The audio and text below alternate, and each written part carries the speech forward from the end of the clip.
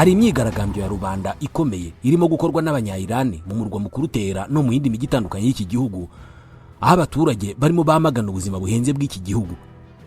Biratekerezwa ko Leta Zunze Ubumwe za Amerika na Isiraheli bashobora kurira kuri iyi myigaragambyo bakagaba ibitero kuri Iran, bagakuraho umuyobozi w'ikirenga wa Iran Ayatollah Ali Khamenei. Nyuma y'uko Leta Zunze Ubumwe za Amerika zikuye ku butegetsi Maduro muri Venezuela, abantu bamwe baravuga ko rwose bishoboka ko zanakuraho umuyobozi wa Iran. Amerika yafatanya na Isiraheli muri ibi bitero kubera ko basanzwe ari abafatanyabikorwa bakomeye, kandi umwanzi wabo bose ni Iran. Nta nubwo ari ubwa mbere baba barwanye, kubera ko ejo bundi bararwanye mu ntambara y'iminsi 12, murabyibuka. Ibi byatangiye mu rukera rwo kuwa gatanu ku itariki ya 13 y'ukwa gatandatu mu mwaka wa 2025, ubwo ibihugu bya Isiraheli na Iran byahererekanyaga za misile n'indege z'intambara. Muri Iran, ibitero bya Isiraheli byashegesha ingabo za Iran ndetse n'imishinga y'iki gihugu yo gukora ibisasu bya nucleaire. Hishwe abayobozi bakuru b'ingabo batandukanye, ndetse na Minisiteri y'Ingabo itera nayo yarashweho ibisasu birashwe n'ingabo za Isiraheli. Kandi muri ibyo bitero hasenywe ibigo bikorerwamo imishinga yo kubaka ibisasu bya kirimbuzi bya Iran, byanajyanye no kwica abahanga mu gukora ibyo bisasu. Ku rundi ruhande, Iran mu muco wayo wo guhora ndetse no kutavugirwamo, nayo yahuranyije ikirere cya Isiraheli ikoresheje za misile uruhuri zisekurana ubukana bwose inzu z'abayahudi. Mu mijyi nka Tel Aviv, Yerusalemu ndetse na Haifa, bitandukanye nuko byari bimenyerewe, misile z'abanya-Iran zaritaguye inzu z'abaturage zirundumukira hejuru y'abaturage bari bazirimo. Ubwo hari imyigaragambyo ikomeye muri Iran, byatangiye kongera kuvugwa ko Isiraheli ifatanyije na Leta Zunze Ubumwe za Amerika bashobora kuba bagiye kurira kuri iyi myigaragambyo bagatera Iran bagamije gukuraho ubutegetsi bwa Iran. Urebye ku rutonde rwakoze n'ikigo cyitwa Global Firepower mu buhangange bw'ibisirikare by'ibihugu mu mwaka wa 2025 muri raporo yiswe 2025 Global Military Strength Index. Iyi raporo yagaragaje ko igisirikare cya Isiraheli ari icya 15 mu buhangange ku isi yose, naho icya Iran kikaba icya 16. Bivuze ko intambara y'ibi bihugu ishobora kubura gica. Muri iki kiganiro tugiye kuvuga ku buhangange bw'ibi bihugu byombi, no kuvuga Iran na Isiraheli mu birebana n'igisirikare. Buri gihugu gifite abasirikare bangana iki, intwaro zingana iki, cyarwanye izihe ntambara zikomeye. Tubahaye ikaze.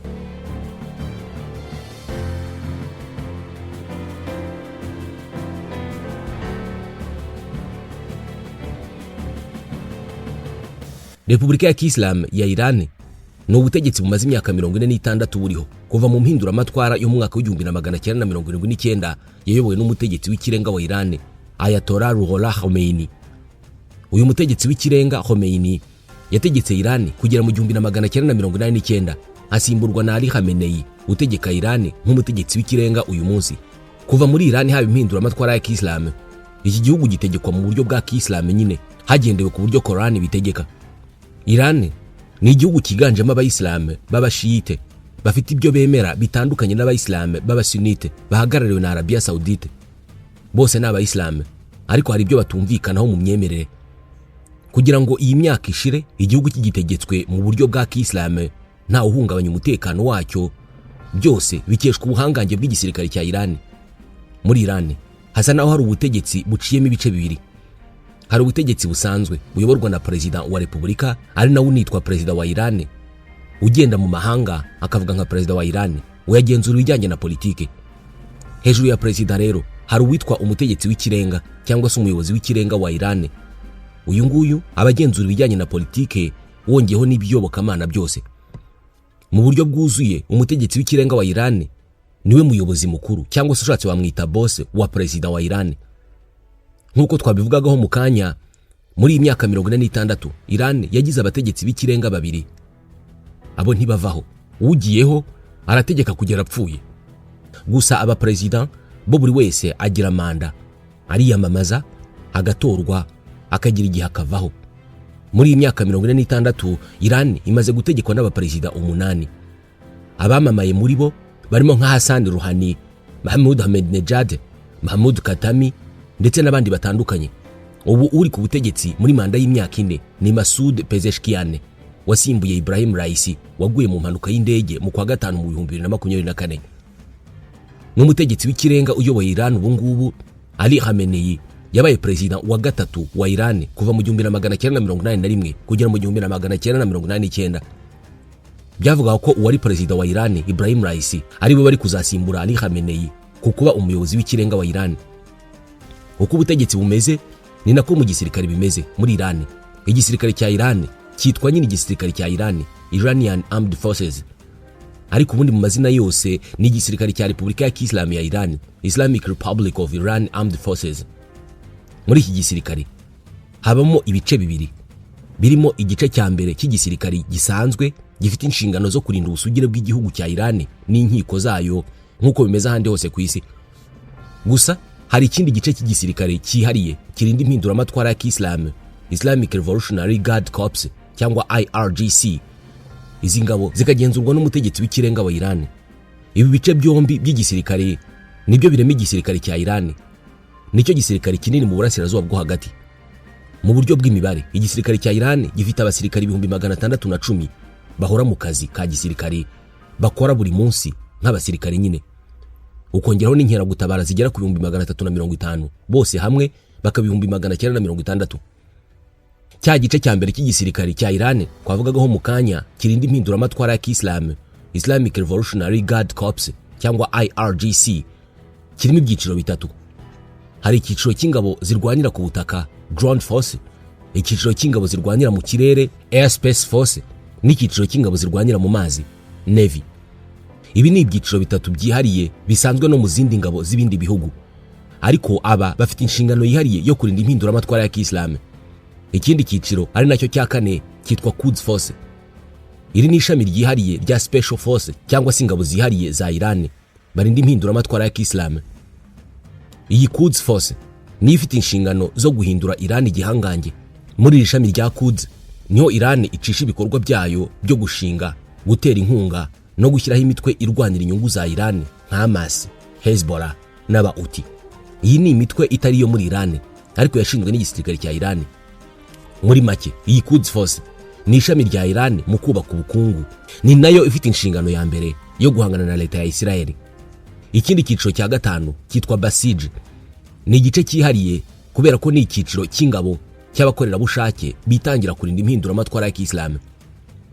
Inyandiko zimwe zivuga ko abagera kuri 12,600,000 b'abaturage b'abanya-Iran ari abakorerabushake biteguye kurinda impinduramatwara ya Kiislamu, ariko imibare ikavuga ko abanditswe mu buryo buzwi bagera ku 600,000. Gusa uramutse utangije intambara kuri Iran, ushobora kubona abarwanyi babarirwa muri za miliyoni baza kurwanira impinduramatwara yabo yo mu 1979 n'ubundi binyuze muri iki cyiciro cy'abakorerabushake. Kurinda impinduramatwara bisobanuye ko bagomba kurwana uko bashoboye kose kugira ngo ibyo bagezeho ubwo habaga iyo mpinduramatwara bidasenyuka. Ibikorwa by'aba bakorerabushake, kubiyobora no kubihuza bikorerwa muri iki cyiciro kigize ingabo zishinzwe kurinda impinduramatwara ya Kiislamu. Iri shami rya Basij nubwo imirimo yaryo iyoborwa n'igisirikare, ariko ntabwo imibare y'abarigize babarizwa mu gisirikare cya Iran ni benshi. Iki ni igice cya mbere cy'igisirikare. Igice cya kabiri cy'igisirikare cya Iran ni igisirikare gisanzwe cya Iran gifite inshingano yo kurinda Iran. Aha naho harimo amashami ane, harimo ingabo zirwanira ku butaka, Ground Force, ingabo zirwanira mu kirere, Air Force, n'ingabo zirwanira mu mazi, Navy. Irindi shami ni rifite inshingano zo kurinda ikirere cya Iran. Iri shami niryo rishinzwe kugenzura za radar z'igihugu no guhangana n'ibitero byose byaza mu kirere cya Iran. Ubu Iran yamaze no gushyiraho undi mutwe wihariye w'ingabo witwa Cyber Army. Iri shami rya gisirikare rifite inshingano zo guhangana n'ibitero bikoreshejwe ikoranabuhanga. Ibi byatumye Iran yinjira mu bihugu 7 ku isi bifite igisirikare gishinzwe guhangana n'ibitero by'ikoranabuhanga. Iran yaje kurikira Leta Zunze Ubumwe za Amerika, Uburusiya, Ubwongereza, Ubushinwa, Israel na Korea ya Ruguru. Mu ncamake, n'abasirikare bagera ku 960 bose bari muri aya mashami, barimo 610 bahoraho n'abandi 350 b'inkeragutabara. Igisirikare cya Iran gikoresha ingengo y'imari ya miliyari 15 na miliyoni 800 z'amadolari. Ni igisirikare gifite indege z'intambara zirenga 337 zirimo izakozwe n'Abarusiya zitwa Sukhoi n'izindi zitwa MiG zakozwe n'Abasoviete. Iran ifite indege nyinshi zo kurwanisha kugera kuri za drone zikora ubwiyahuzi zitwa Shahid. Izi Iran yazihaye Uburusiya mu ntambara urimo kurwanamo na Ukraine. Igisirikare cya Iran gifite za kajugujugu zirenga 35 kandi gifite imbunda ziremereye zirasakure zirenga 6798. Iki gisirikare gifite ubwato burwanira munsi y'amazi bugera kuri 19 n'ubundi bwato bunini cyane bushobora gutwara intwaro cyangwa se bukaba bwagwaho indege z'intambara. Ikirere cya Iran gifite ubwirinzi bukomeye cyane, barindwa n'indege zirimo Bavar 373, S300, Sevom Cordade ndetse n'ubundi bwoko butandukanye. Kuva mu myaka 46 ishize, igisirikare cya Iran kisanze mu ntambara zitandukanye zirimo iyo cyarwanya imyaka 8 kuva mu 1980 kugera mu 1988 aho cyarwanaga na Iraq. Ni intambara yamenyekanye nk'intambara ya mbere yo mu Kigobe. Igisirikare cya Iran muri iyi ntambara cyahanganye n'igisirikare cya Iraq icyo gihe yayoborwaga na Saddam Hussein. Muri iyo ntambara Iran yitwaye neza kuko byemezwa ko impande zombi zaguye miswi, birangira bumvikanye ku guhagarika intambara. Nyuma y'iyi ntambara igisirikare cya Iran cyagiye cyumvikana mu ntambara nyinshi zigamije kurwanira ubuhangange bwa Iran biciye mu gushyigikira imitwe irwana intambara zo ku ruhande rwa Iran nka Hamas, Hezbollah n'aba Houthi bo muri Yemen. Ku rundi ruhande igisirikare cya Isiraheli cyashinzwe ku buyobozi bwa David Ben Gurion hari ku itariki ya 26 y'ukwa gatanu mu 1948. Hari mu gihe cy'intambara yiswe ya mbere ya Isiraheli n'Abarabu, banayita intambara y'ubwigenge ya Isiraheli. Hari hashize iminsi 12 leta ya Isiraheli ishinzwe. Uyu Ben Gurion niwe wasomye inyandiko ishyiraho leta ya Isiraheli kuwa gatanu ku itariki ya 14 y'ukwa gatanu mu 1948. Ku isaa 6 z'ijoro kuri uwo munsi ku itariki ya 14 zishyiriya 15 ibihugu by'Abarabu birimo Misiri, Syria, Iraq, Libani, Jordani n'imitwe y'abarwanyi y'Abarabu b'Abanyapalestine bafashijwe n'ibindi bihugu by'Abarabu batangije intambara kuri Isiraheli. Iyi ntambara yatangijwe hashize amasaha atageze ku 10 leta ya Isiraheli ishinzwe. Yari leta itarakomera, uretse no gukomera yasaga naho itari yakabaho uretse mu nyandiko gusa uyu mugabo David Ben Gurion yahise akoranya abasore bari mu mitwe yari yarashinzwe igamije kurengera abayahudi babaga mu burasirazuba bwo hagati mu bihe bya mbere yuko bashinga leta yabo, maze bajya guhangana n'Abarabu. Umutwe wari ukomeye muri iyo yose n'uwitwaga Hagana. Urebye ni nawo wahinduye igisirikare, ariko abari bawugize bongewemo indi mitwe irimo Irgun na Lei. Iyi mitwe niyo David Ben Gurion yahuje, anayongeramo bamwe mu bayahudi bari bararwanye mu ntambara ya kabiri y'isi mu bihugu bitandukanye birimo Ubwongereza, Ubufaransa, Leta Zunze Ubumwe za Amerika no mu bindi bihugu, ayivanamo igisirikare cya Isiraheli. Iki gisirikare cyashinzwe muri iyi ntambara yo guhangana n'Abarabu, birangira kinayitsinze.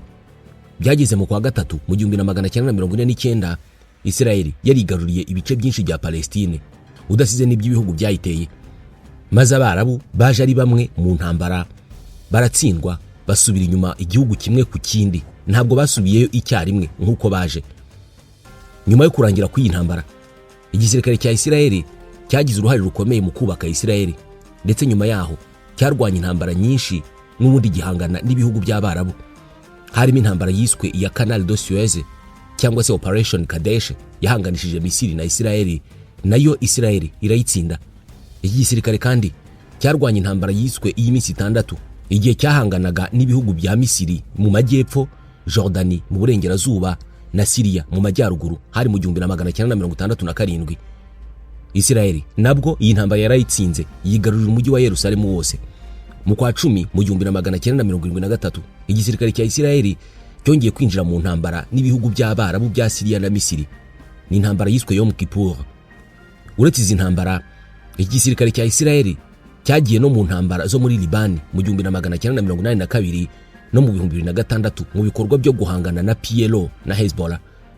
Kuri izi ntambara hiyongeraho izigisirikare cya Isiraheli cyahanganyemo n'imitwe y'Abanyapalestine zirimo izitwa Intifada ya mbere kuva mu 1987 kugera mu 1993 ndetse na Intifada ya kabiri yo mu 2000 kugera mu 2005. Ntabwo wakwibagirwa n'izindi ntambara cyahanganyemo n'imitwe nka Hamas, Hezbollah, PLO n'indi myinshi. Uyu munsi hashize imyaka 77 igisirikare kibayeho. Gusa iyi myaka niyo gukora amanywa nijoro nk'uko byandikwa n'ibinyamakuru bitandukanye. Uyu munsi ku rubuga rwa internet rw'iki gisirikare hariho inyandiko ivuga kuri iki gisirikare cya Isiraheli. Ni inyandiko igira iti indangagaciro n'umusingi twubakiyeho n'ukurinda leta ya Isiraheli, abaturage bayo n'abahatuye, n'ukurinda kubaho kwa leta ya Isiraheli, ubwigenge bwayo n'umutekano w'Abanya-Isiraheli n'abatuye Isiraheli. Iyi nyandiko ikomeza igira iti kujya mu gisirikare cya Isirayeli ni ugukunda igihugu n'umuhamagaro wo gukorera igihugu cya Isirayeli, igihugu cyigenga kigendera kuri demokarasi, ari nacyo iwabo w'abayahudi bose.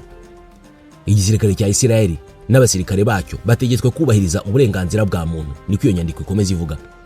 Ikiremwa muntu aho kiva kikagera kigomba kubahwa hatitawe ku ibara ry'uruhu, iyobokamana, igitsina, ubwene gihugu cyangwa se cyaba kimuranga cyose. Kwinjira muri iki gisirikare cya Isirayeli bisa n'ibyihariye, kubera ko muri Isirayeli ni itegeko ko buri muturage wese w'umuyahudi w'umugabo ugejeje ku myaka 18 agomba kubanza gukora imyitozo n'inshingano bya gisirikare. Kugera mu 2015 abayahudi bajyaga mu gisirikare babikoraga imyaka 3, ariko kuva nyuma y'uwo mwaka itegeko ryaravuguruwe. Ubu bakora imyaka 2 n'amezi 8, byavuye ku mezi 36 biba amezi 32. Ibi bituma buri mugabo wese w'umuyahudi ashobora kurwanira igihugu mu gihe cy'intambara nk'uko bimeze. Hari ibihe igisirikare cya Isirayeli kijya gihamagara abasirikare b'inkeragutabara bagahabwa inshingano, gusa nko mu gihe cy'intambara bwo ntawo bahamagara, bahita baba abasirikare kimwe n'abandi bakajya ku rugamba. Bitewe n'intambara hashobora gusohoka n'itegeko rihamagarira uwo ari we wese kujya ku rugamba, aho umuntu wese ahita ashyiramo imyenda ya gisirikare agatabara. Ibi ntabwo bigorana na gato kubera ko buri mugabo wese aba ari umusirikare.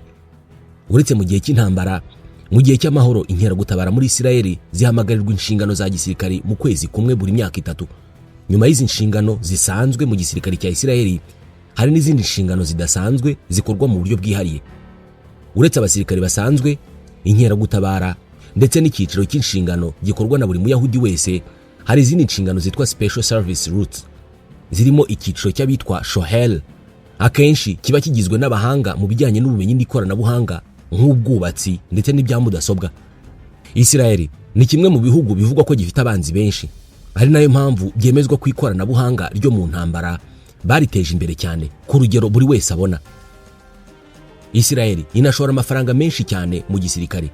Buri mwaka iki gisirikare gikoresha ingengo y'imari ya miliyari 27 na miliyoni 500 z'amadolari. Mu bikoresho igisirikare cya Isirayeli gifite, hari biva hanze, hari n'ibyo bikorera ubwabo. Igisirikare kirwanira mu kirere cya Isirayeli gifite indege zigezweho zirimo F-16I, F-35I na F-15 Eagle, zose zikorwa na Leta Zunze Ubumwe za Amerika. Bafite n'indege z'intambara zirenga 340. Bafite za helicopter cyangwa kajugujugu 46. Igisirikare kirwanira ku butaka gifite intwaro zikomeye zirimo ibimodoka by'intambara bya Merkava ndetse n'ibindi bimodoka by'intambara bise ibirura bya Israel.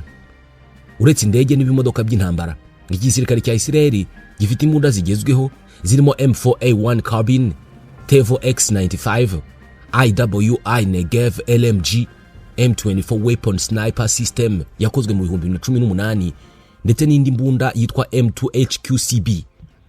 Igisirikare cyo ku butaka cya Isirayeli cyo gifite za misile zikomeye cyane, zimwe zikubitaho zirashwe ikiraho cyose gihumeka kikavaho. Zirimo Intercontinental Ballistic Missile zishobora kurasa mu birometero 11,500. Izi ni za misile zigezweho zishobora kwambukiranya imigabane.